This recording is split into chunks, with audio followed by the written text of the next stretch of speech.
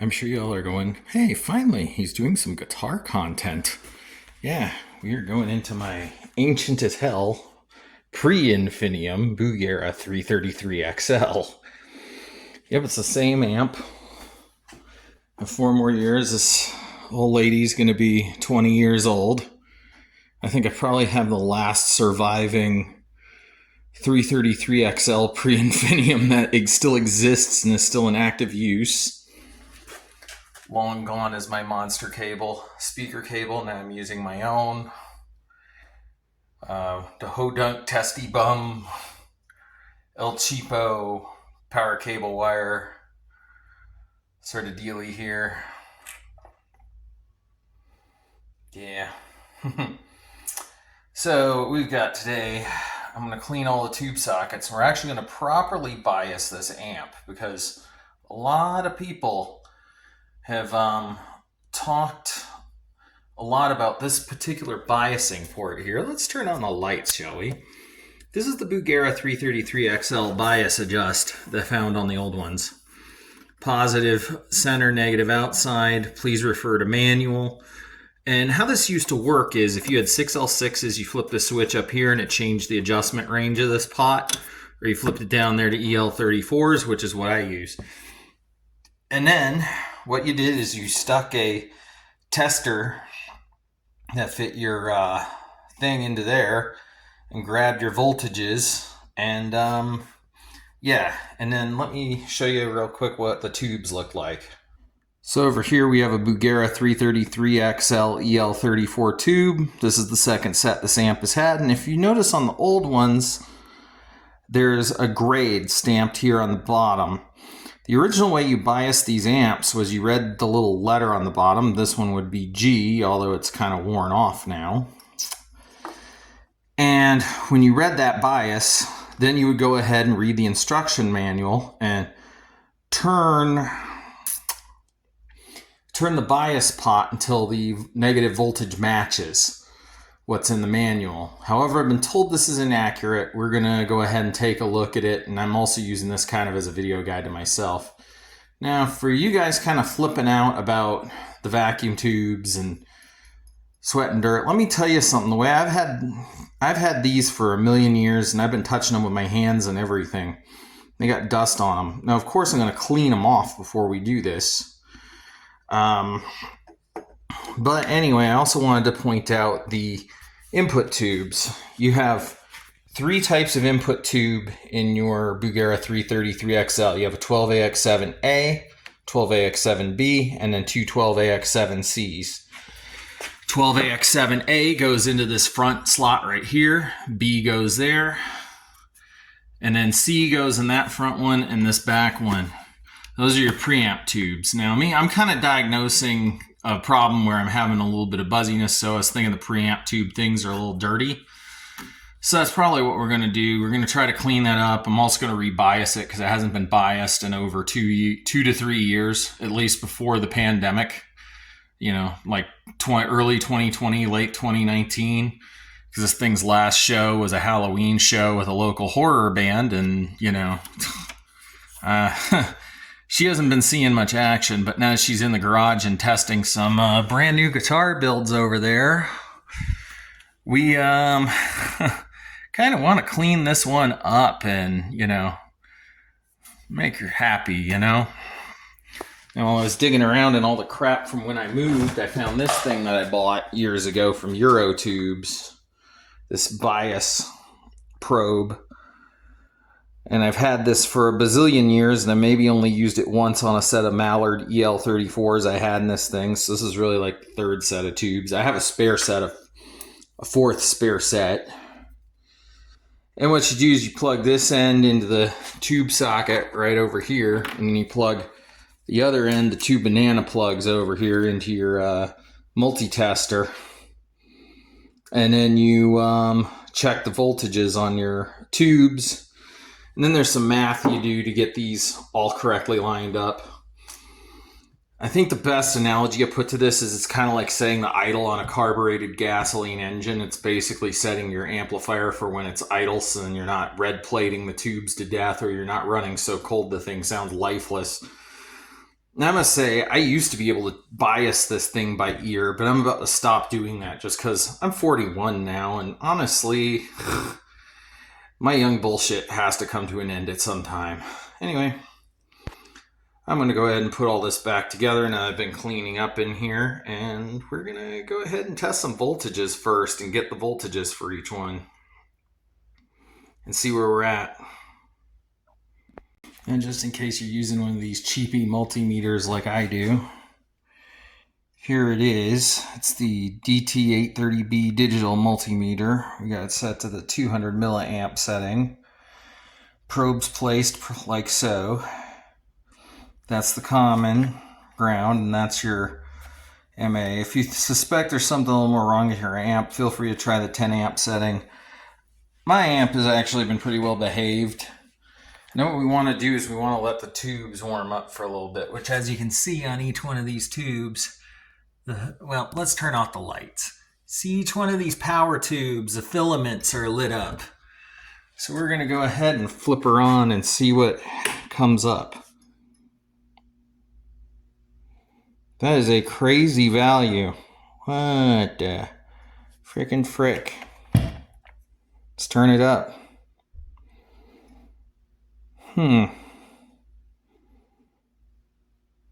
Now it starts dropping. Weird. Well,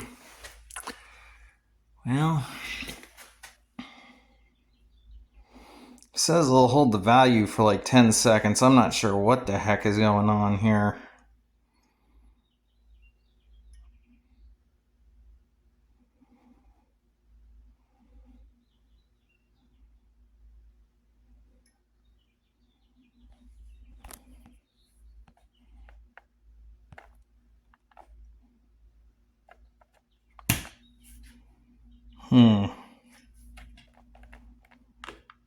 That's very odd.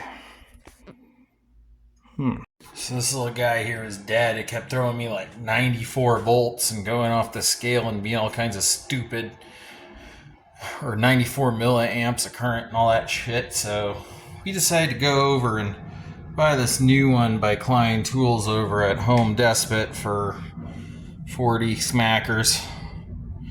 Been letting the tubes kind of sit and warm up for a minute. You got my bias probe there. Let's see how they're doing now. I noticed my other multimeter was making all kinds of weird noises and crap through the amp while I was working on it. So I don't think it was working too good. So you can see we got some nice filament lights here. Nothing too over the top. Of course, if we look over here, let's have it set roughly about where I usually set it for bias voltage for grade G tubes. So we're gonna take a look here and see in a moment what this is gonna look like. Now the real testing has begun. We're on this furthest fourth tube here. We got them on. I've had them on for about 5 minutes. We're gonna flick standby and we're gonna check our milliamps of plate current. We're sitting around 39.6, 40.1. Now it's dropping down to about 39.8.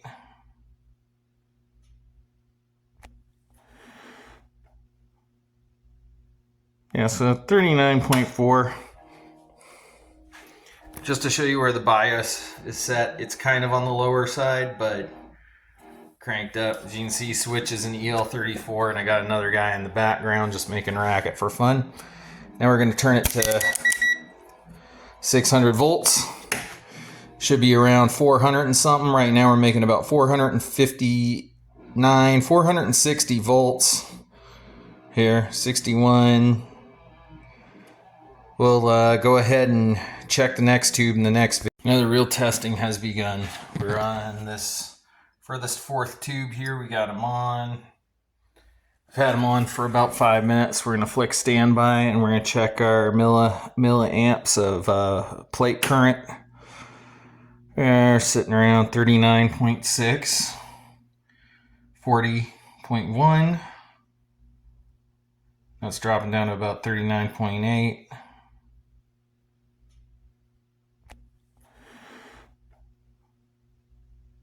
Yeah, so 39.4. Just to show you where the bias is set, it's kind of on the lower side, but cranked up. As you can see, switch is an EL34, and I got another guy in the background just making racket for fun. Now we're going to turn it to 600 volts. Should be around 400 and something. Right now we're making about 459, 460 volts. Here, 61. We'll go ahead and check the next tube in the next video. Now we're doing this tube over here. Lighten the filaments back up. And we're going to turn our meter back to 200. I'm going to flip it back on. It's going to take it a few minutes to get up to voltage. Or a few. It should get up to about 40 milliamps, maybe 50, maybe 40. That's where it should top out at.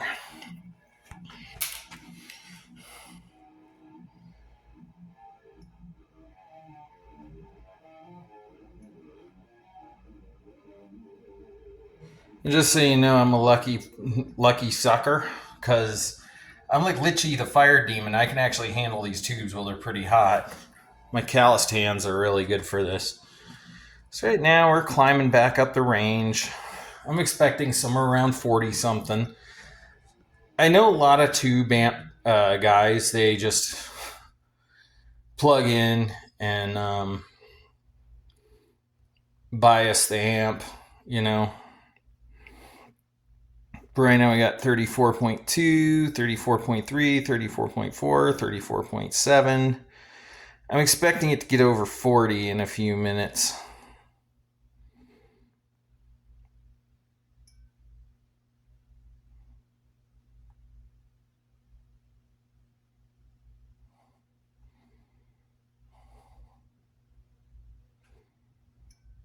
$36.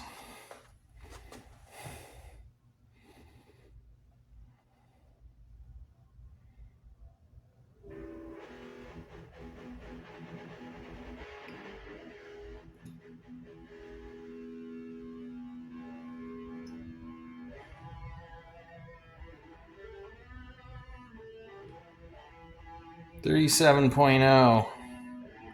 Hope here we go. 37.2. 37.3. Yep, it hit 4. 5. So hanging around that kind of magical 37.5. 6. She's still warming up.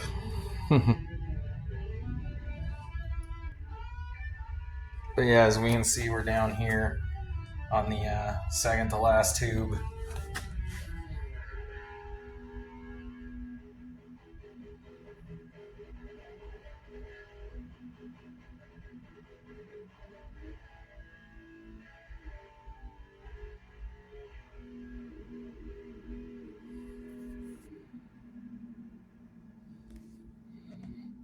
Let's give it a few more minutes to wait. So now we're kicking back and forth between 38.6 and 38.7. Let's go ahead and check the voltage now on the plate.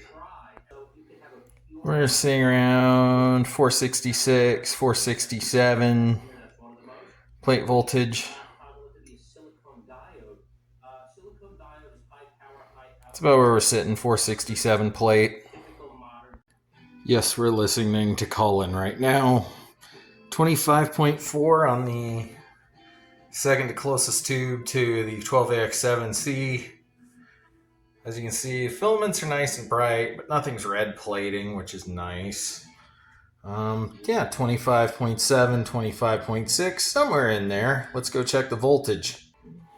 Voltage seems to stay. Oh, there it goes. Jumps up to 466. Yep, so about 466, 467. About the same plate voltage as the last one. Here it is, the last tube being tested.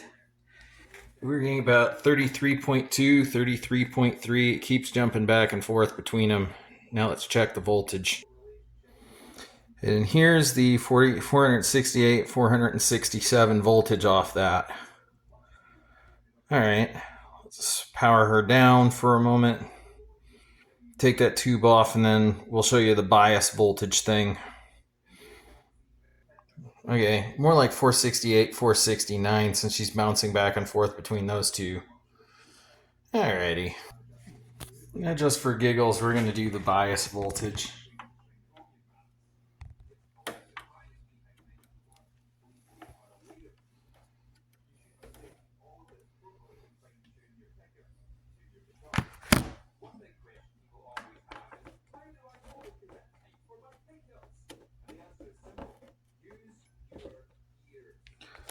So here's that bias voltage. Done the improper way using the test probes that direction. We got a 39.1 bias voltage. Anyway, we're going to go ahead and look into some math and take a look at. We're going to do some figures using this bias calculator at tedweber.com. If we look down here, starting with the first tube, 39.5 milliamps with a 462 plate voltage. The Bugera 333XL is a Class AB amplifier with EL and EL34s, not 84s. Yeah, my glasses are failing me today. Where are these? 6CA7. Why don't I see an EL84 or EL34 in here? Ah, there we go. EL34. Let's calculate the bias. Class AB EL34, 462 plate voltage, 37.8 milliamp. This would be about a 70% safe bias settings. So 70% for that one. Let's look at the next one. Here we go. Class AB. Settings for safe plate dissipation, 37.4. So 467 would be 37.4. This one's sitting at about 38.6. So we're close, but we're running a little high on that one. So we're running about 37.6 on there is what we should be running on most of the tubes. And then again, 37.3. So we're going to try to nail it between 37 somewhere, and I think I'm going to try to hit that secondary tube or maybe shift that one to the very end, and then we're going to go ahead and test it there because I think maybe if we swap those two tubes over, maybe it'll make a little better contact. Maybe I've been sitting in the same slots too long, so let's try that out. So you know, these are all the numbers as I wrote down based on the tubes. There's a little bias control there. We're just going to try to get her really set in. The main reason I was doing this is I'm getting kind of a blatty sound. We're also going to probably tap some tubes with this, see if anything's microphonic. I have a second set of power tubes, so no real worries. We're just seeing if we can eke the last bit of life out of this set, you know. So here we go again, warming up the tubes. I swapped that one that was getting lower numbers with that one. And we're going to try to just bias it up to this one. Because I kind of noticed it looked almost like it was cascading by numbers. And maybe we can feed that one a little more and it'll balance it out. So I did a bit of an averaging of the numbers. It's about 34.175. So that's what we're going to shoot for that tube. It's also getting a little bit higher voltage in that secondary slot. Another thing we're going to do here, since I have my pen and the standby is off,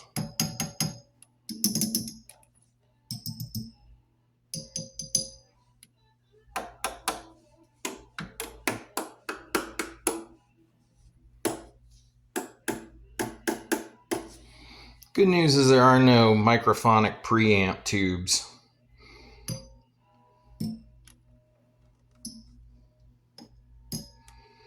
$31.3. So it's going up. It's going up to about 31.4 now. 31.5. 6. We're going to let it sit for about 5 minutes and we'll see what she looks like. Then we might check the other slot and see if we need to maybe clean the other one. So I can see none of them are red plating. They all look really nice, so nice and bright. And then we'll plug a guitar in and see what she sounds like. So right now we're kicking between 32.8 and 32.7. I'm going to turn this dial this way. We're going to see what happens. So we're going to...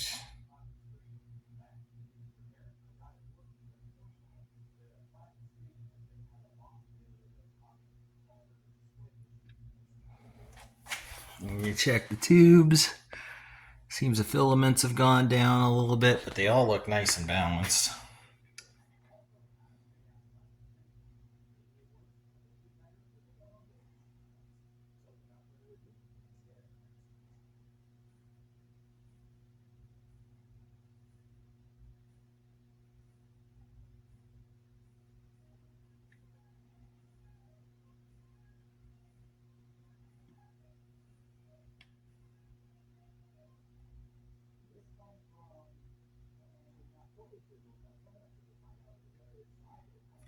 There we go.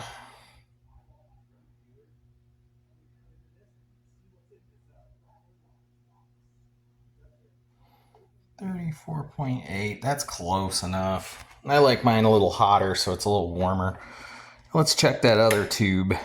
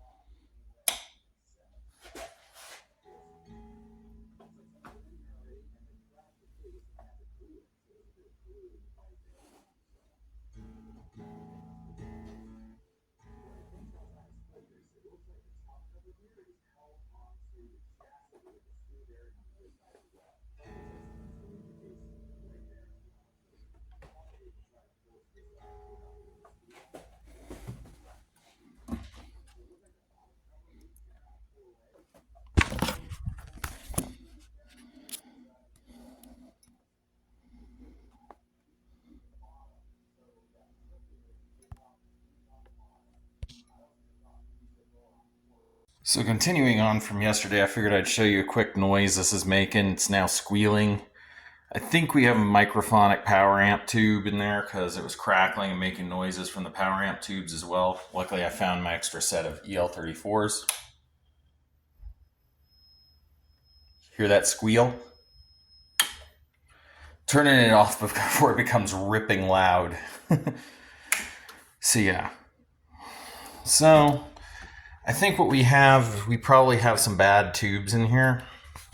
Because these are the original, these actually are the original EL34s that were in this Bugera when I bought it. And that's about 2008 to 2018 is 10 years, 18, 19, 20, 21, 22.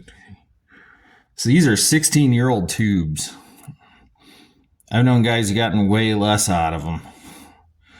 So we're going to try to just swap out with a matched quartet of EL34s. Plus, if you saw the numbers earlier in this video, it did seem like that set was mismatched because one of them was only pulling about 25 milliamps of plate current, whereas the rest are all pulling around the correct amount, 30 something. So yeah, we're going to do the song and dance all over again. The joys of owning a tube amp. Man. Well, anyway, we're going to turn this off and switch those out with these guys down here. It's probably going to be the last set of Bugera EL34s that I'm ever going to ever buy. I'm probably going to end up going with JJ next time because Bugera doesn't even sell their own tubes anymore. As much as I like these, I'm probably going to be more likely to go with JJ's next time. And I'm also thinking about maybe experimenting, maybe some 6AI7s, ECC83s. Yeah, a lot of stuff you can think about there. Boxing part of the video. So this set of tubes has just been sitting around in my collection for like ages, just in case. These are another set of graded EL34s, but you can tell these are for the later Infinium amps because they look a little different. As you can notice, there's no grade number on the bottom of these EL34s. Compared to my previous set, which had that, if you see the little white there, on the bottom of these. Bugera used to grade their tubes, and what you would do, like these were all grade G tubes. That's how I know they're originals. And these tubes were basically what you did with the original Bugera models is use that faulty test point that I pointed out earlier in the video. Use that faulty test point to turn it to like the bias voltage, and then you just left it there. Worked pretty well for these, I must say, especially considering I got about 15 years out of them, so maybe Peavey and Bugera did something right by doing it that way. But honestly, most of the way you're supposed to be doing it is the way I'm doing it now, which is with the plate voltage and other stuff. One thing I noticed with the new tubes is that there's these dots of orange or yellow on them. I believe these go in pairs, so I've got my two orange ones over here, or two yellow ones over here, and then the two orange ones are going to go over here. I'm not sure if that means anything, but we're going to do this the traditional way, using the plate voltage and the current and the plate voltage and all that to do it, instead of doing this the wrong way, which is the way that most of these companies want you to do this. Because I really intend, this is really my end-of-life amp. I mean, I'm going to have this sucker until I'm pretty much an old man and dead, even if I have to cut it up and make it into a combo and pull two tubes at some point to make it suitable for not using live all the time. Anyway, we'll talk more about that later. So I'm going to talk a little bit more about, before we test this out, I'm going to talk a little more about the things I've done to test this out, to figure out what was going on. So I started doing this because I started having a weird problem with sort of a blatty sound from the clean channel that I'd never had before. Normally it would suggest preamp tubes for most of the things I looked up, but we're finding, the preamp tubes, I still had some weirdness with one of them, but I know it's not just the preamp, because when I plugged my guitar into the effects loop, send and return, I wasn't getting any volume out of I wasn't getting any volume out of the amp whatsoever, even with the master turned up. So it's kind of like, okay, well, anyway, today's test subject, we're using my green Jagmaster. We're going to use my Epiphone dumpster diver Les Paul Special 2 for this. I know it's sitting in a weird spot, but I don't have any racks up there because my whole wall is taken up with projects at the moment. So we're going to go ahead and do the moment of truth. We're going to plug this puppy in. We're going to see if it doesn't squeal. These tubes have been kicking around for a while, so hopefully they're good. All right, so we have signs of life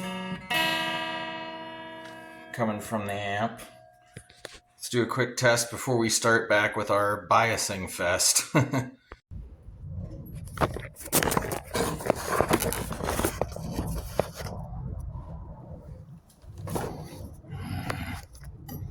Okay, so we still got a bit of a problem arising, as you can see.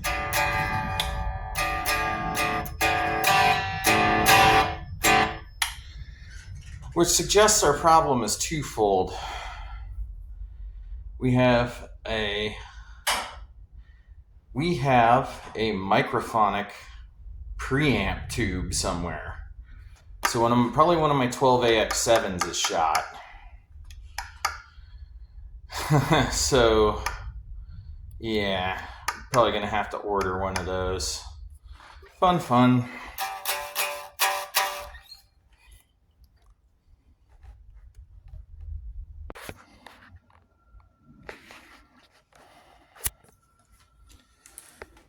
Now, since that we've got the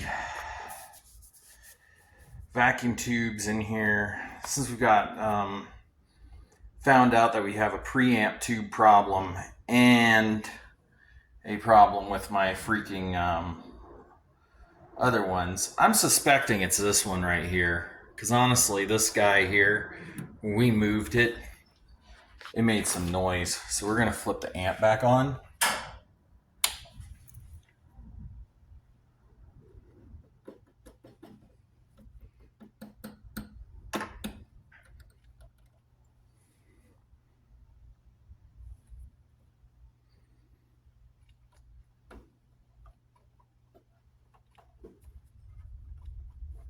I'm going to hit some tubes here.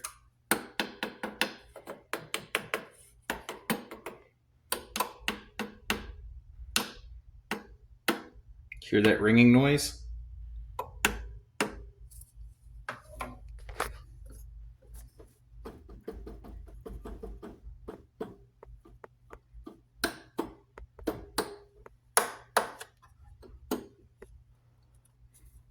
Also, I notice one filament on this is not nearly as bright as the other, and the other is super bright. That's telling me something. It's telling me that this preamp tube is probably bad.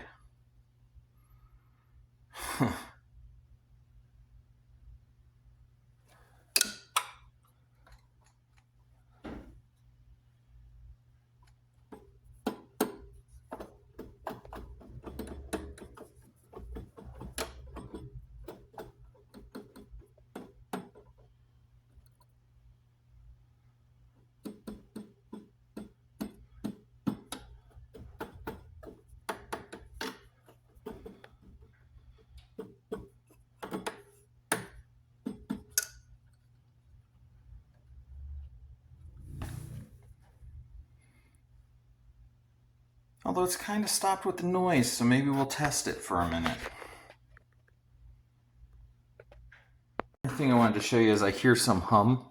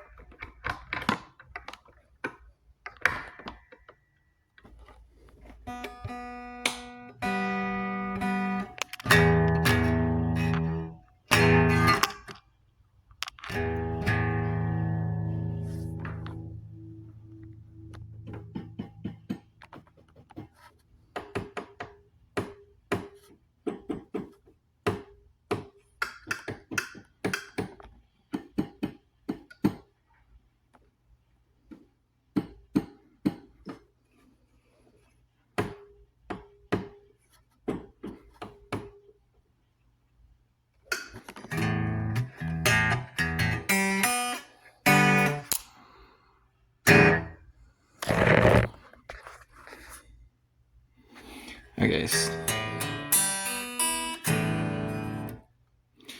Okay. So it looks like we might have stabilized them just by pressing them down. So maybe they weren't all the way down.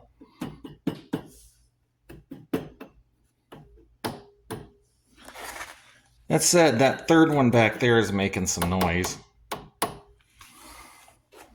But we'll play some stuff and test it out. And then we'll do a bias. We're still getting like variable volume a little bit.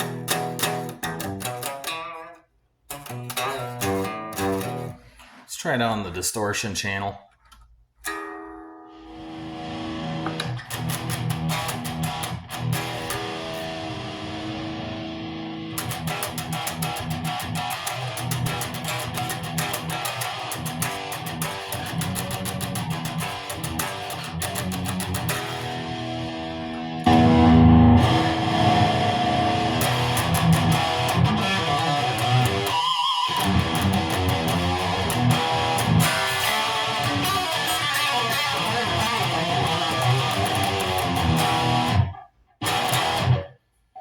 Actually pretty quiet. I think we'll go ahead and do our voltages. Check our voltages on the tubes again, all of them. And then I think she's good enough for a while until we get the preamp tube part figured out.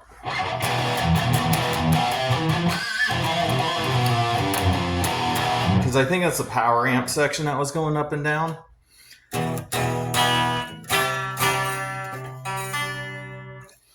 Yeah, I'm a little out of tune, but I don't play this one very much. You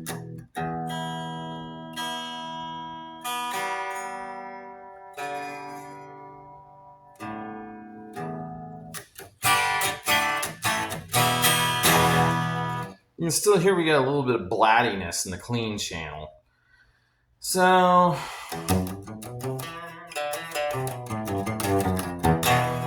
something's up. I mean, it's probably the preamp tubes after all this, but we're going to check the voltages on the power amp tubes again with the new tubes installed. Set our bias voltage. Probably around 70% dissipation. I usually like mine set kind of hot, so my sound is really chunky. Like that sounds a lot better than it was before.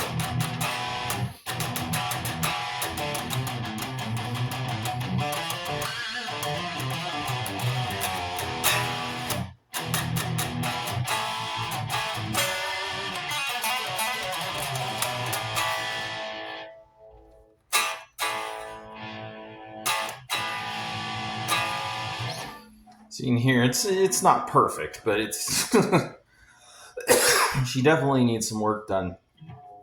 Probably there. It might be preamp tubes. We're gonna leave the covers off for a while until I can actually figure out if that's part of the problem. So,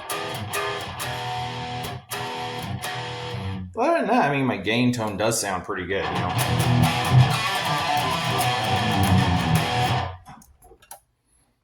But it's the clean that's.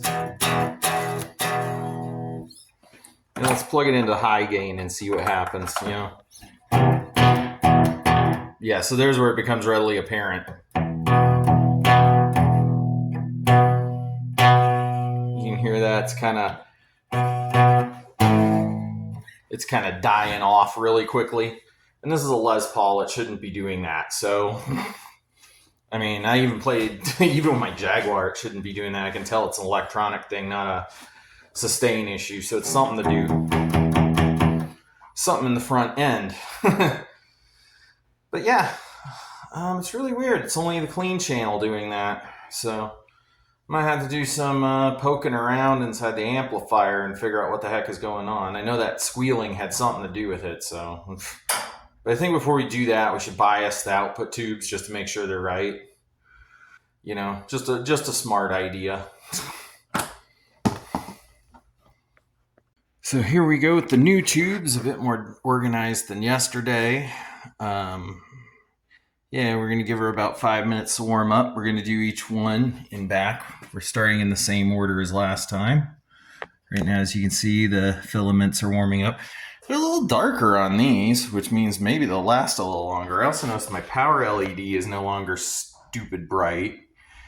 And my standby LED, well, my standby actually shuts off properly now. Go figure. But hey, I got 15 years out of that set. I mean, kudos to Tungsol, who I was told made Bugera's tubes. I don't know if that's originally who made them, but I don't know. These are a little different too. I mean, the old ones I had red lettering on them. These have gray lettering on them.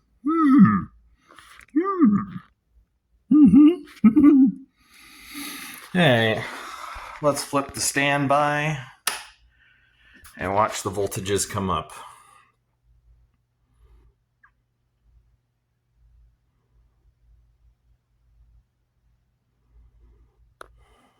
For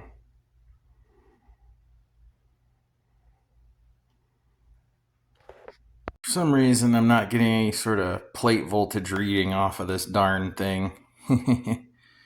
So, yeah, even if we turn standby off and then give it some time to dispense, for some reason on this back tube here, it's just not picking it up, which is weird because I swear I do see a filament on it.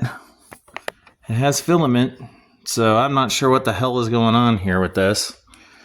Just doesn't like my tube tester, I think. If I put it on the milliamps reading, it doesn't do anything either.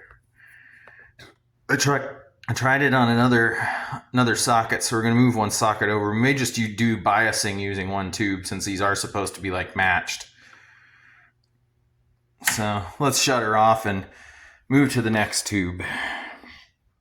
I'm starting with the bias again all the way to the left. And then I'm going to kind of see if I can change the dissipation a little bit. And then we'll check the settings again once we finally go through all 4 of them. Could even just be a sign there might be something eventually up with that tube socket and I might have to replace it, which is nothing that scares me. I mean, I'm soldering the other project I have with high voltage is that TV down there, so... Yeah, and I've worked on that thing a few times, so we'll shut her down. We'll move over to the next tube. You know, you can't win them all. One gripe I have about these Eurotubes tube tester thingies is that I don't think is this annoying fact that this stupid wire here bungles against the Bugera clasps for the power tubes. That's just really annoying. Anyway, let's switch this on, see what our bias current is. Currently we're at about 40, which is almost perfect for like 90% dissipation. So we're going to go ahead and shut the standby off. I mean, it's still going up, so I'm probably going to go ahead and turn that down to save on them a bit. We're going to go here and we're going to see what our plate voltage is. We have about 453.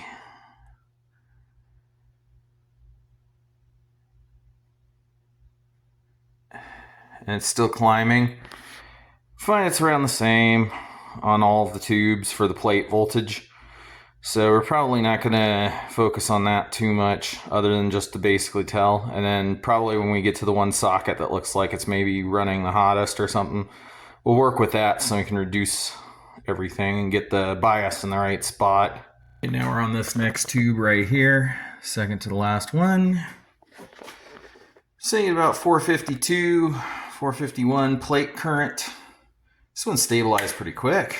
Let's just let it drop on down. It always jumps back up before it goes down.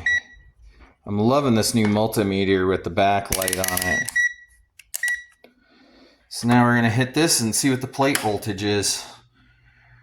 Plate voltage is around 30.3, 30.4, 30.5, 30.2. So we have them kind of going just right. We're just going to find the spot where I think we can bias with the best contact.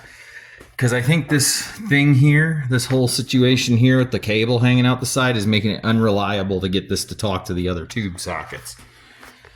So we're getting, you know, some problems there with those. But yeah, 31.0. It's doing its thing.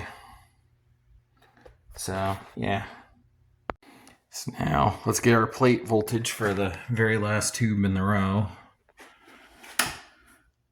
Okay, so right now I got 442, 443, around 446, 47, 48, 49, say around 450.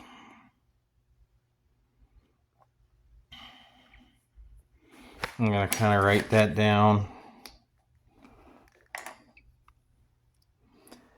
Yeah, 453, so around 453 for that one. Yeah. So you got that guy stabilizing out, 453. And then, let's see here. Now we're going to test the plate voltage. Just wait for that to drop on down.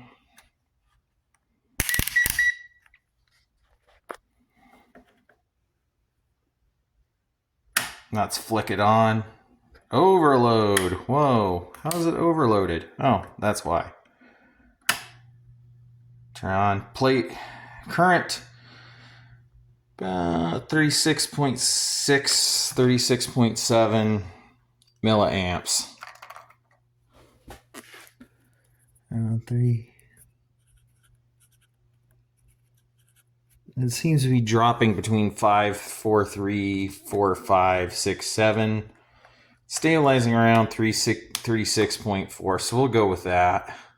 So I think I've decided out of these, I'm going to bias using this tube because I always see on YouTube, no pun intended, they almost always bias using one of these center ones. So that's what I'm going to do. Might do a quick lookup on the computer to see which one I should use. Then we're going to look up dissipation values just like I did for the old tubes, and then we're going to bias it and get it right in the ballpark of where it should be for plate voltage. There we go. All right, so here we are, and we got it all done. We're not going to bother with it until I take my figures over to the table and do some math and some deductions, looking at all those different calculators I had. So I'm fiddling around with a few different calculators here. First one we're going to mess with is the Robinette one. So what we need to do is we need to find EL34s up here in the mix. I'm going to go with EL34, 25 watts. And we're going to put our plate voltage, since that's the tube that I'm working off of here, is the one with the about 457. And then we'll calculate it. Maximum dissipation, 25 watts. So for fixed bias, I probably want about 38.3 milliamps. Right now we're running kind of hot at about 42. So we'll probably want to drop that down to balance it out and save on tube life a little bit. Granted, I don't know how Bugera biases or matches, if they even bother to match these. Right now I'm running about a 50% average, around 43.8 or 49.2. I was thinking about, we might run it around 43.8 maybe. That would sound about right. And then that might get us in a good ballpark there. So 38.3. Let's look at that. Oh no, we need to be looking not class A. We need to be looking at class B, AB, because that's what the Bugera is a class AB. So yeah. Cool would be 27.4. 32.8 would be about what we want. It's running a little hot there. 38.3 maximum safe. So I'd probably want to run them around 32 milliamps on the tubes for that. 46.5 cool cathode bias. So let's look at that. Let's look at 457. Now we will check the plate voltages after this, and then we'll check them after 5 minutes. So now I'm going to do the same here. The biggest sucker upper of the whole lot. Submit. I need to get new eyeglasses. So for this 32.82, about 60, 38.29. You see how it changes from website to website, on that. I'm going to kind of look at the bias points. We're also going to maybe look at changing the bias while we play it a little bit. And, see what it looks like, see what it sounds like. We're going to go in there, 70% Class A. Let's do the same thing here. EL34, don't make the mistake I made last time and put EL. So right now I'm letting it settle in. I'm using the other tubes next to it. We're getting the dial kind of near where it needs to go. Right now the bias is sitting at about 31.3 on this tube over here. The other one we had it up to about the same point as the previous set. Here where it needs to be. We need it to be around 31.7, so we're gonna check that out. 31.2.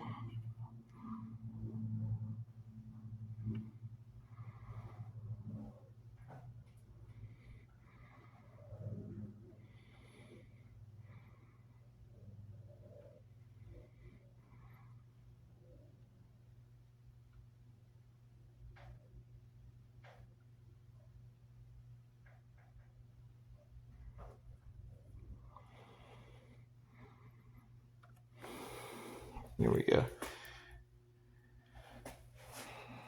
This pot likes to drift.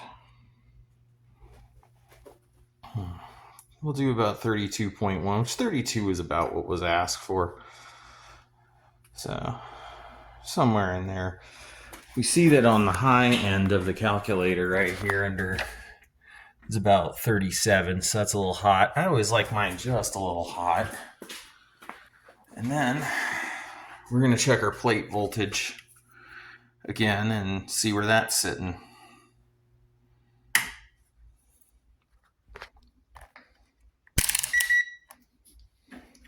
Let's get that. Plate voltage is around 473. Yeah. So that's about where we're sitting, 473. Doing more reading, mine should be pushing between 425 and 500 volts plate voltage. So our plate voltage is in their appropriate area. And so is our bias right now, which says cathode voltage was 473. Now it's around, it's around the same, 473. So we're getting the most efficient setting on this voltage. So I consider her pretty much biased, I guess, at this point. We'll do a few Sharpie test runs of things and see how it sounds, and then, we'll probably do some more fiddling with this in another video. I think some of this also might be because, my Les Paul's pickups might be a little too close to the strings, because, look how close those are for humbuckers. This bridge pickup is about 14k ohms. This one's about 8.6. This is a pretty hot Les Paul, so, we know what to expect.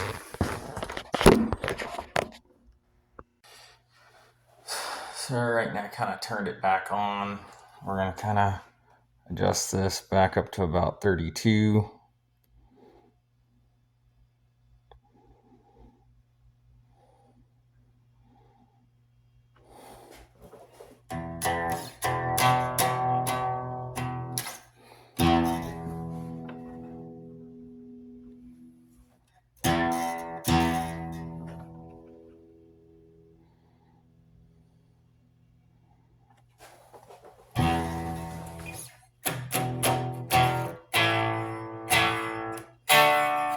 So it's sounding all right. I mean, distortions.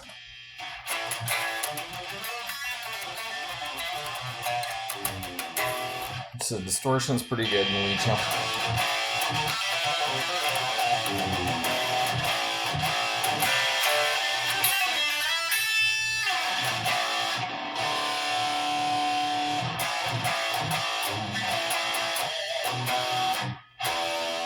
Sounds a little cold still.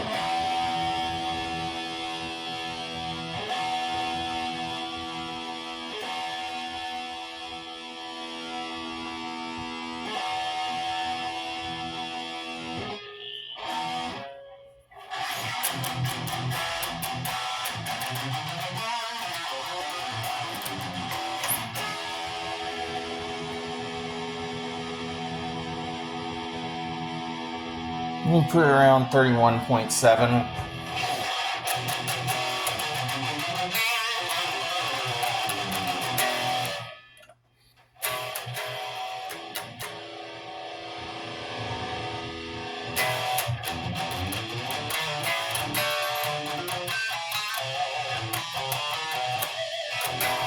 Also, to my ears, 32 sounds pretty good. 31.7 sounds about right.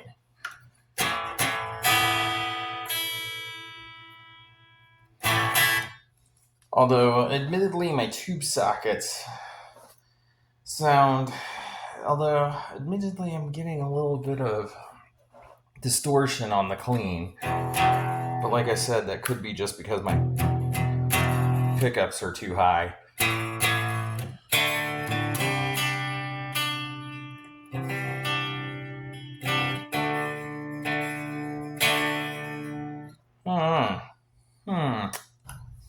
Yeah, we gotta fiddle around with this one a bit.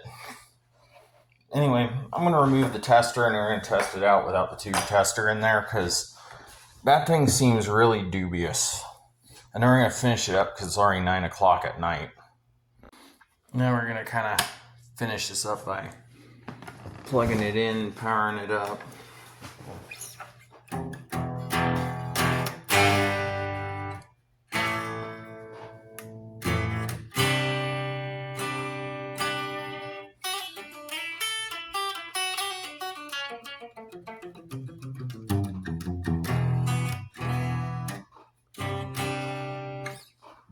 So we're going to kind of put the guitar over here and we're going to kind of see if maybe by moving the tubes a little bit while it's running, see if that does anything.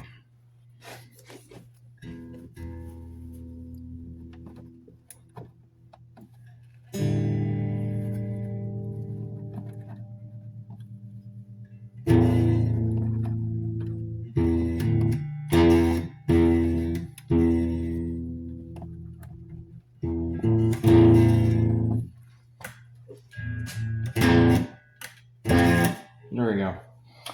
We're going to drop that pickup back a little bit.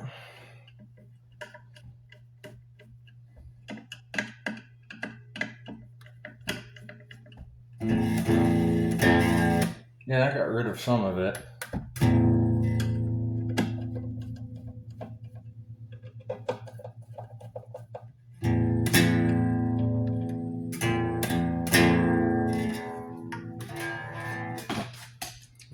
So that might have been the problem, because I also lowered the pickup height a little bit on both pickups, so that might have been part of the problem too, is my pickup was too high.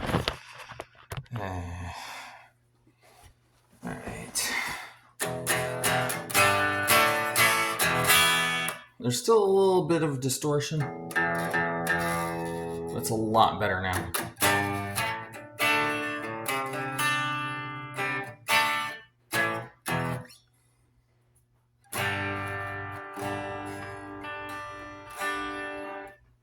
See how it sounds distorted.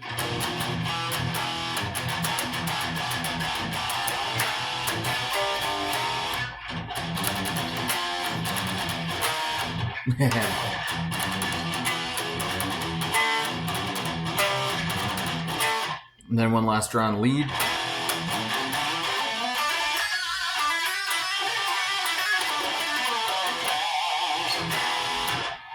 So we got it. I think that's close enough for government work right now. I'm probably going to do a little more research, probably learn a little more about this as I get more into actually properly taking care of this thing as opposed to following the manuals by some crazy Chinese company. So, from like 15 years ago. So, yeah, there we go. Also, kind of one thing I must say about guitars and using them with tube amps, you have to be a little more finesse about your adjustments because tube amps pick up a lot more delicate things than a regular guitar amp does. or I'm not regular, but solid state or modeling. Because there's a lot of things that'll sound really cool on modeling and solid state that won't sound nearly as cool on a tube amp. And one of those is having your pickups way too close to the strings, because you heard how that cleaned up some of that problem. Yeah. So anyway, I might decide to end the video here. Maybe not. We'll see. Anyway, I gotta do an intro for this thing.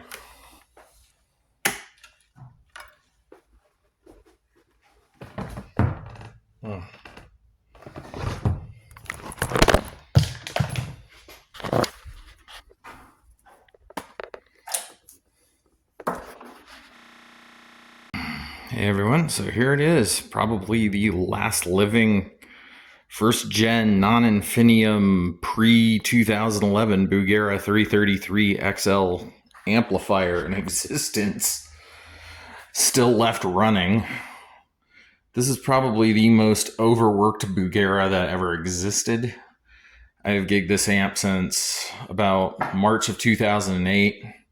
I use this in Smokin' 66. I use this in Zombie Jihad, Sweaty Vetters, Wax Caravan, Ancient Tongues, all those bands that you saw me posting about on my channel. Anyway, to introduce you to this, what makes this a non-Infinium amplifier is this right here. Let's turn the lights on. You notice there's a complete and total utter lack of any sort of self-biasing feature on the back of these. Normally on an Infinium you'd have this right here, and instead of my little hack job modification here of using old computer serial cables for my foot switch, instead you had a DIN 5 MIDI style jack. I don't even know if it's MIDI or not. I did this because I actually can get redundancy on all the different points on the 333XL by having multiple lines carrying the same signal. Over here's your effects loop. In here you have your tubes. I actually took this part of the video right after I had just replaced and biased all these. These are probably a later set of Bugera EL34s that I've got. I've had them kicking around for about 6 or 7 years. Here's the bias test point that everybody says is inaccurate. Yeah, select bias, EL34, 6L6, all that stuff. On here, you have your bias test point. That's totally inaccurate. Yeah, this thing's been a pretty damn good amp after I fixed it up. The main reason these old Bugeras got a really bad rap, and mine was one of them, was in here there was and I know you've probably seen it in other videos if you've been watching me for years. These amps had a plug, a Molex connector that went from the input, I believe it's the input transformer, to the power tubes. And what would happen is while you were playing, it would generate heat, and the connection didn't have tight enough tolerances. So then the connector would start to heat up and melt from the stress of the wires vibrating while you're playing really loud. Because I've had this sucker super loud. So,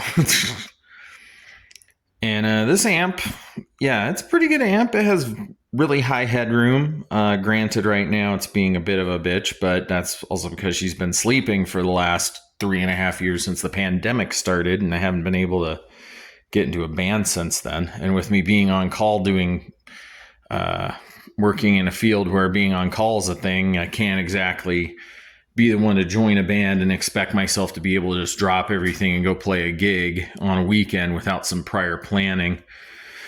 So anyway, to reintroduce you, as you can see, she's got all the battle scars. Everything from road wear from like cups and drinks and chemicals and everything else. Replaced hardware in the front, a dent where my Fender Jaguar put a freaking nice nick into it, slightly cantered standby switch. This is another way to tell the original 333XLs from the Infinium. The Infinium has red lights. The old ones like this have the blue lights. Of course, you have your master volume. I almost never turn it up past this. The only time I did was at Smokin' 66 rehearsal. We had it on 5, and I had this going in a full stack with the original Bugera cab. NSPV 412M with Celestion GK85 speakers in it. Presence control, of course. Here's your reverb. It's a digital reverb. I would love to hack this so that I can actually make a momentary push button that actually turns this on and off with the foot switch. Given all the buttons in there, we might be able to do that. Noise gate, of course, which hardly works. My Behringer noise gate on my pedal board's more useful than that is, actually.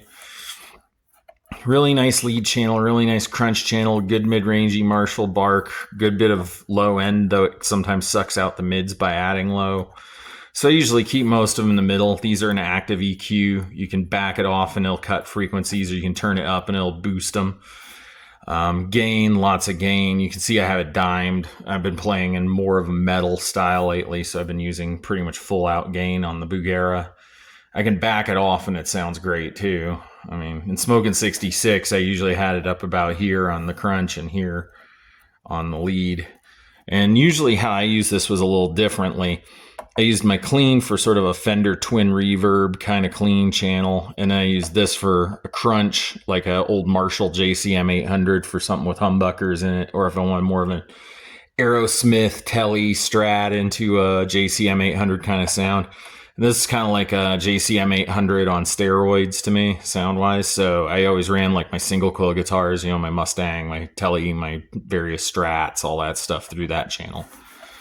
And then we have low gain and high gain. Of course, I use high gain live because this thing is super freaking loud, and I'd prefer to just go ahead and bump it up to 2 and make it not work as hard to do the same job that I have to do with the low output, low gain channel. Yeah, so we're kind of going over the features on these old ones. Of course, let's shed some more light. Back here, you have option for 2 cabs. You have 2 16 ohm cabs at 8 ohms, or 1 16 ohm at 16 ohms. You can even have, 4 ohms for 2 8 ohm cabs, whatever the heck you feel like. I might even try changing this. Right now I'm trying a reverse polarity cable, so we might switch this around. This is my homemade cable, my old monster cable, one broke a million years ago. You have like this line out thing here for recording. So you can use this. I might even use this on BandLab sometime soon. I haven't used the Bugera on BandLab at all yet. Old serial number from 2008. Standard IEC connector. There's your transformers. There's your tubes, all that stuff. So yeah, this should give you a pretty good overview. Now for me, this is pretty much my forever tube amp. I'm never going to buy another one, and here's why. First off, these things are bloody expensive. I mean, this amp, the whole setup in 2008 this was the most expensive amp I ever bought. It was about $1,500 total new. And this is a crappy Bugera. Just imagine what it would have cost me for a freaking Marshall. It's got its problems. It's got its moodiness, but I think all great amps are like that. I mean, Eddie Van Halen's Plexi was like that too. So, there you go. There's the story. I didn't like the original cabinet. The Tolex didn't match. It also didn't sound nearly as good as this.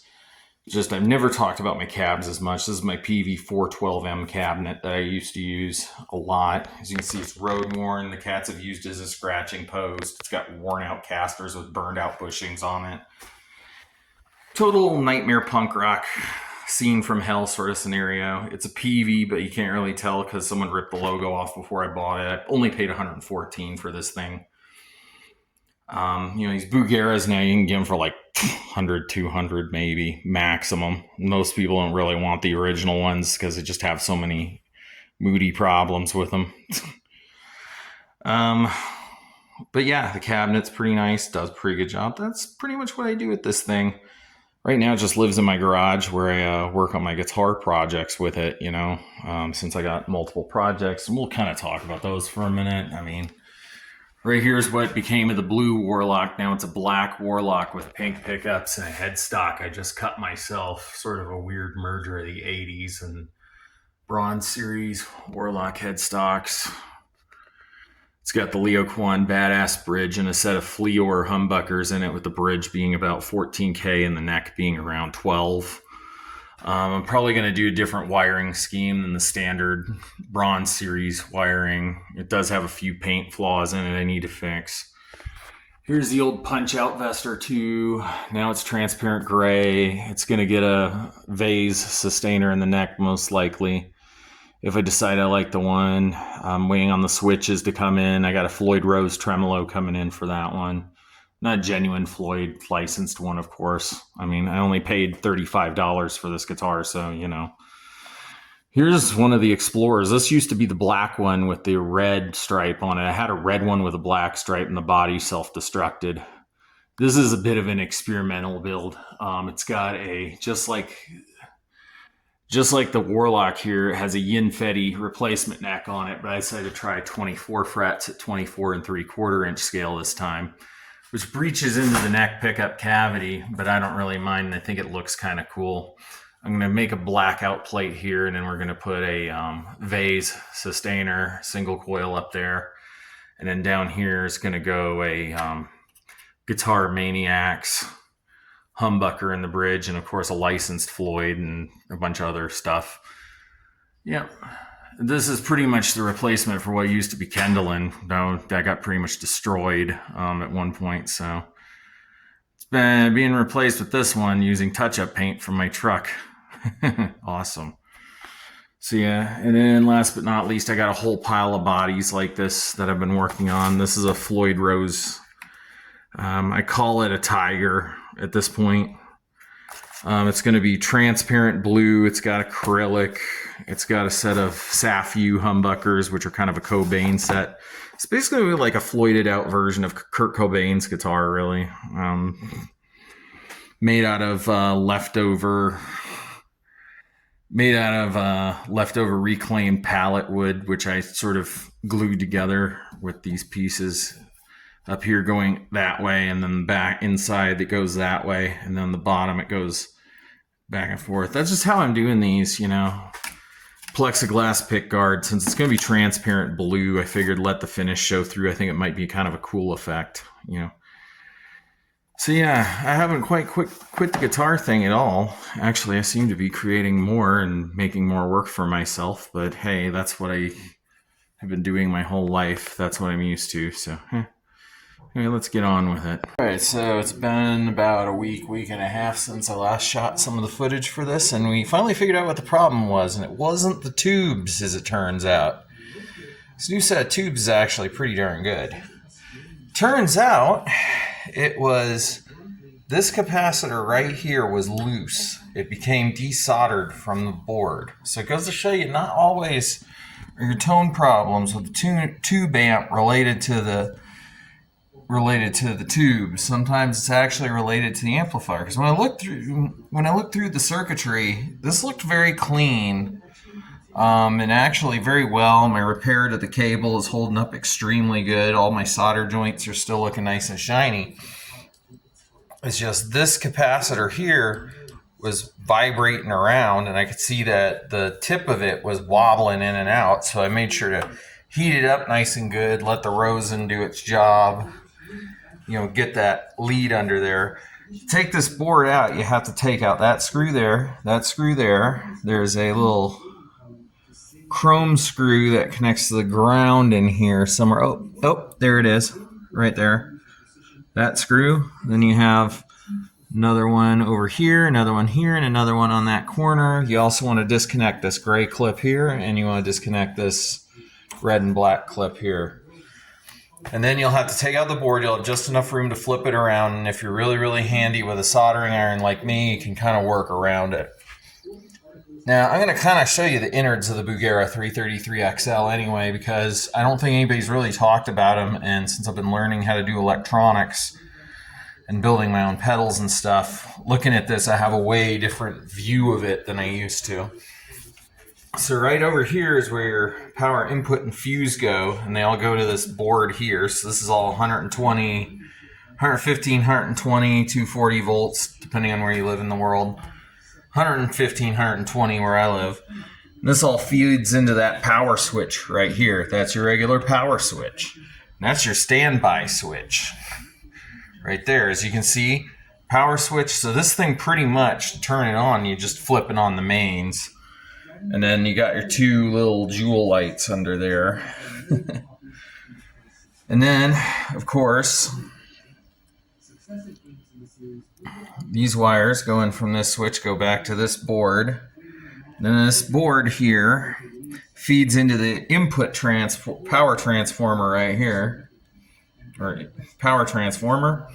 Which then feeds into the board. Right here is where the classic clip problem on the pre-Infinium Bugera amps used to be. As you can see, mine's been soldered for a number of years. I haven't really had a whole lot of trouble with it.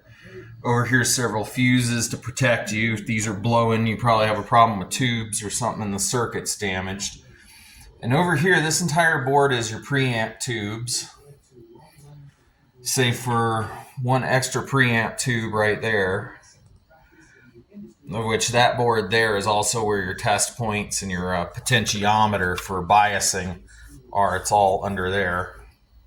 And then that's the 12AX7C that goes there. 12AX7A, B, C, and then there's another C there. And then there's where your four 6L6 or EL34 or whatever the heck you choose to use power tubes go. This board's not much of a problem. There's not really much to it. Surprise, surprise. Over there's your line out jack for if you're doing direct recording off this amplifier. There's your two speaker outputs. There's your slide switch, Fender Mustang style slide switch for selecting the ohms of your cabinet. There's the effects loop board, which kind of feeds back into this over here. I have a feeling this is the reverb module for the 333XL, and this is where the reverb comes from. And then this is all low voltage control board up here with all the pots. So you can see it's pretty typical Chinese cheapy fare, surface mount devices mixed with pin through hole devices, all attached to the same board together.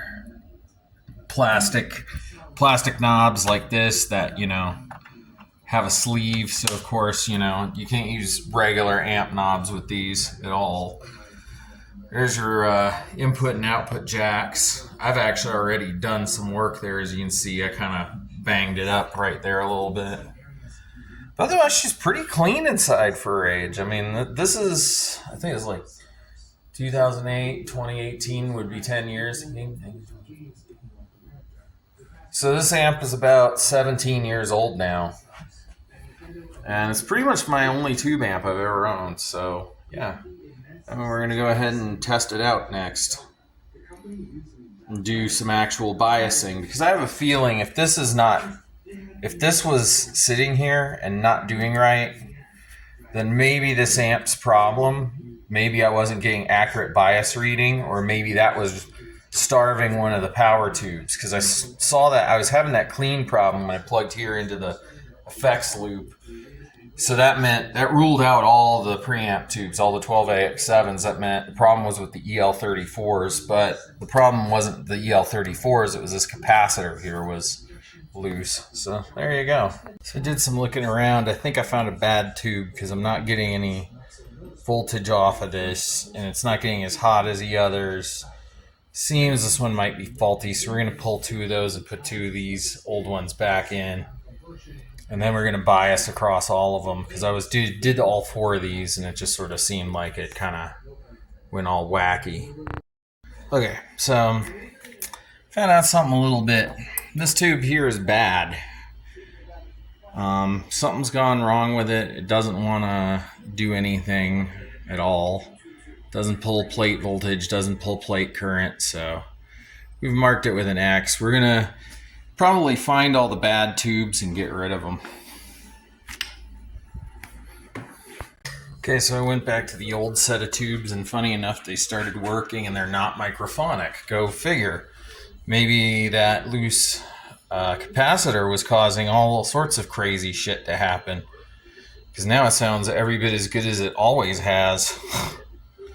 These are old tubes, but I'm getting incredible life out of them. Right now this one's stabilizing around 449 plate voltage.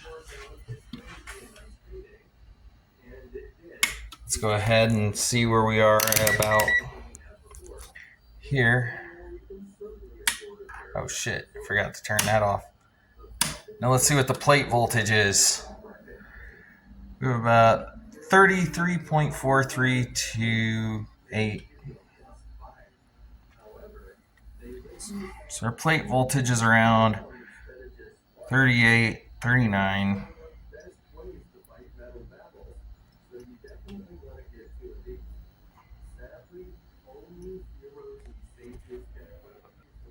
Now let's set it back at its bias point.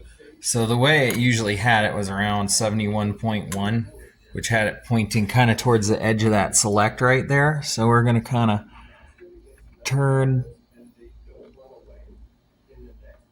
that over there, right around that point, because that's around the magic point. I've also biased this thing by ear before with the same set of tubes, so we're kind of getting it right where it should be. So now we have 23.0, 23.7, so we're going to probably want to back that off to around more like a plate voltage of about 30 something.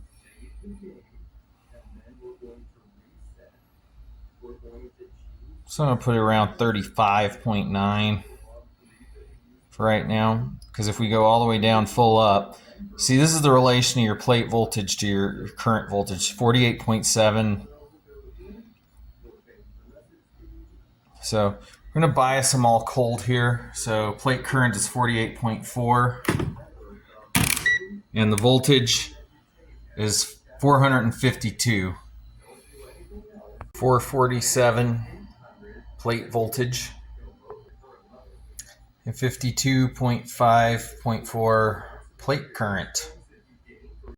44.6 or 446 plate current on this tube right here. And 47.1.2.0, it's kind of around there. So yeah, 47.3, 4, 5, 4. Okay, so 41.5 plate current on this tube over here. Another 447 volts plate voltage on this tube over here. So they're kicking around about 49.9, 50 on this last tube over here. This one seems to be going up a bit more. 2, 3, 50.3.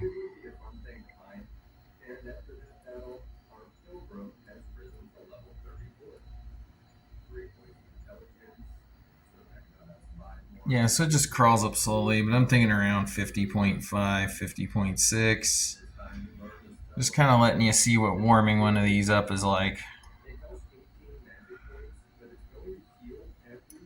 Now it's stabilized around 52.1, 52.2. Let's go look at all these values, bias them, and I think we might use this tube to bias as well. The figures for our tubes with the one furthest to the left right there. I'm going to look at this on my tube bias calculator in Google. We're going to just sort of look at these, look at a general ballpark figure for where we should bias it at, and then we'll go from there. So, and I tend to like a hotter bias anyway, so let's take a look at this. We need EL34. These are EL34. Class AB fixed bias, DC milliamps. We're going to kind of drag this over. So the first one is 441, or no, it's 52.5. And then let's see here. And then 441. And then we calculate. So we probably want to set it around maximum safe is 39.7. Average would be 34, so we're probably going to want to bring that up to 34. Let's check it against that highest tube though. 52.447, 52.7.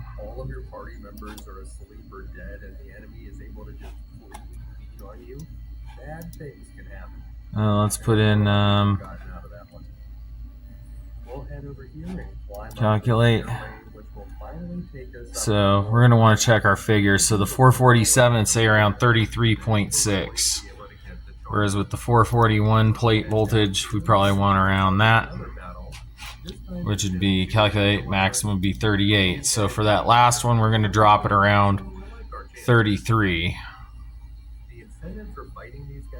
So 34, 33, that looks like the magic number. So what we do is we go over here to our amp under current setting, which is 52.6, and as we turn this knob to the right, it's going to turn down the plate voltage and add more plate current to it. So we want it way down from here, like 38.2, 37, 35.3.8. That sounds about hot enough. 35.7, 35.8. Now let's see what she sounds like. Okay, so now we're going to do a test of the sound, and I'm going to kind of let you hear what this sounds like when it's plugged in. You can kind of tell the bias sounds good or not. So here we're on the Music Master. You can see it's really loud now.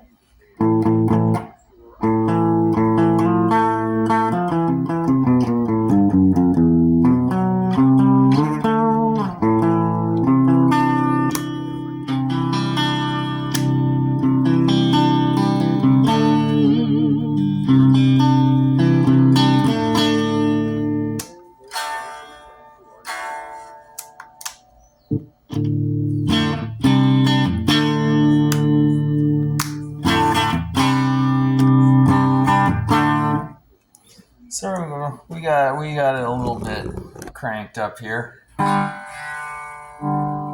in the high gain jack. Let's hear how it sounds on distortion now.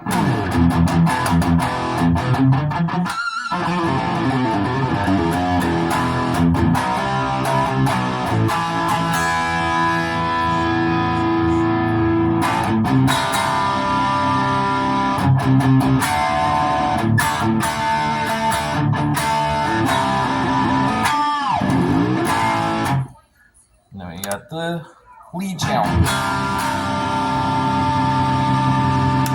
I usually use with my single coil pickups,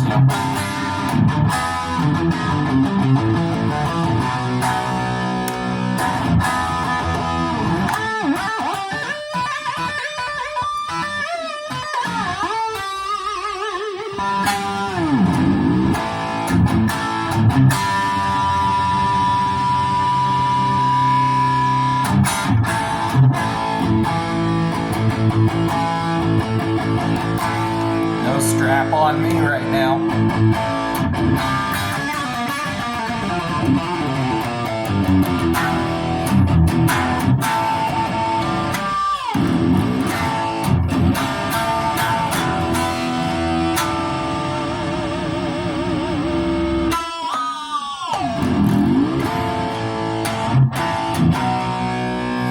I got my fatness back. I'm wondering if that had something to do with that too.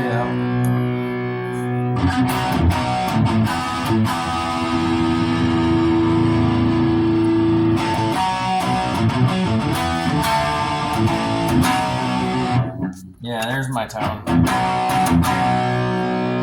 little crunch tone.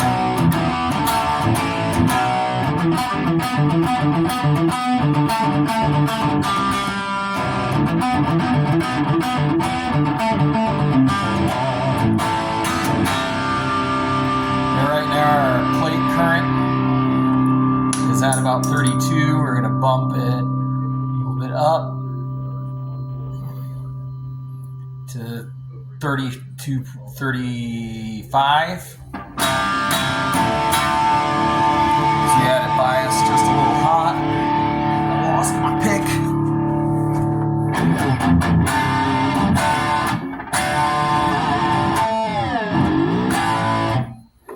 Let's try that noise gate out.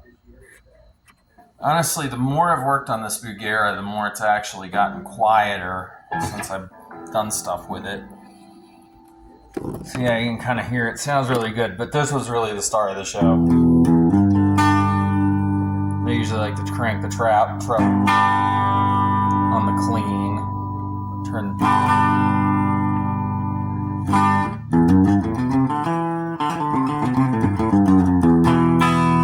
Now I got my sustain back. That was one of the problems with that capacitor being out of whack.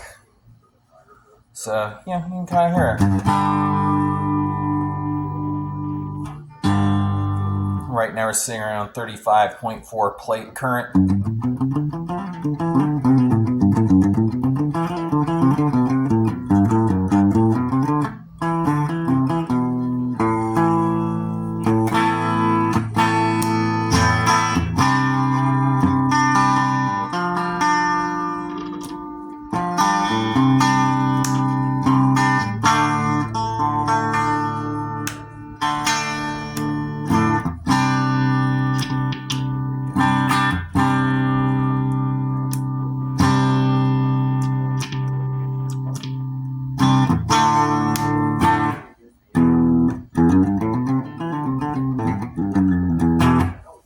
This is what we're testing out.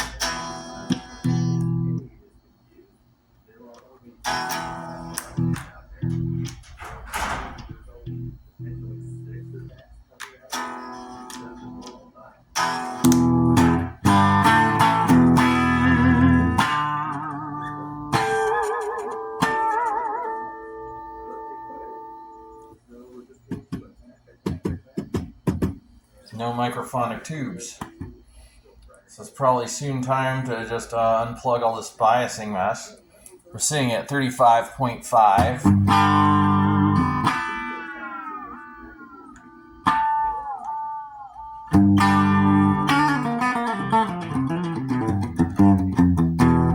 I kind of like my bias just a little bit cold. The other thing is also you can hear the headroom is back, and that was one of the main things I liked about this amp is it has very high headroom. So if we do play an outdoor, if I'm playing like an outdoor festival or I'm in a situation where I need to do that, I have enough output to stay clean when I need to be clean.